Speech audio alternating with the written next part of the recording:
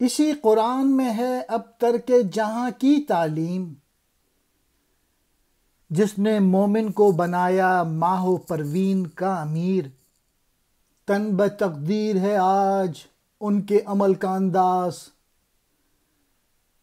تھی نہاں جن کے ارادوں میں خدا کی تقدیر۔ علامہ اقبال کہتے ہیں کہ اسی قرآن میں اب ترک جہاں کی تعلیم ہے، تو اس سے مراد نہیں کہ واقعی قرآن بدل گیا، بلکہ اس سے مراد یہ ہے کہ مسلمانوں نے اپنی غلط تعویلوں سے قرآن سے ایسے معنی اخذ کرنے شروع کر دیے جن سے مراد دنیا کا ترک کرنا ہے، حالانکہ حقیقت اس کے برعکس ہے۔ قرآن مجید تو مسلمان کو چاند اور ستاروں کی تسخیر کی تعلیم دیتا ہے، لیکن آج کا مسلمان ہے کہ وہ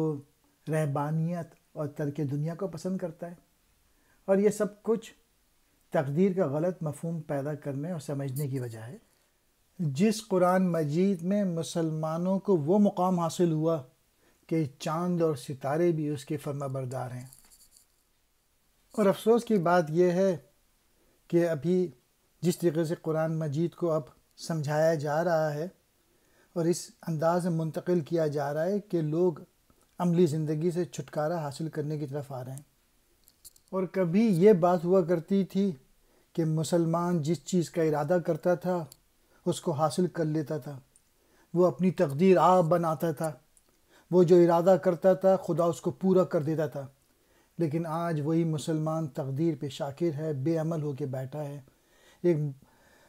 مایوسی ہے، بے یقینی ہے۔ اس وقت دنیا میں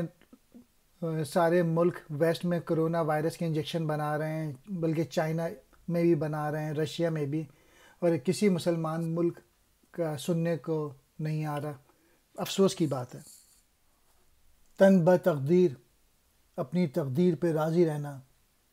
ترک جہاں، دنیا کے معمولات چھوڑ دینا، دنیا سے الگ تھلگ ہونا۔ مومن، سچا مسلمان، ماہ و پروین، چاند اور ستارے،